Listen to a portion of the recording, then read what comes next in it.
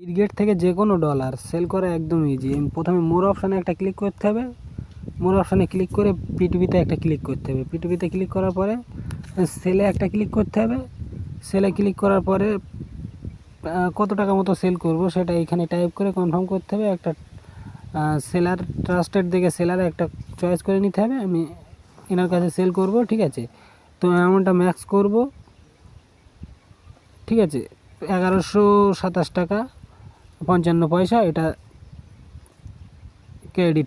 তো সেলে ক্লিক করে এটা আমি ওয়েট করব যতক্ষণ আমার ব্যাঙ্ক অ্যাকাউন্টে টাকাটা 1127 টাকা 55 পয়সা যতক্ষণ আমার ব্যাঙ্ক অ্যাকাউন্টে ক্রেডিট না হবে ততক্ষণ আমি দ্য বায়ার ইজ পেইংয়ে ক্লিক করব না, ঠিক আছে। তার আগে কন্ট্যাক্ট একটু করি। আচ্ছা, ফাইনালি ব্যাংকে টাকাটা ক্রেডিট করে দিল, ঠিক আছে। ব্যাংক মেসেজ দিল।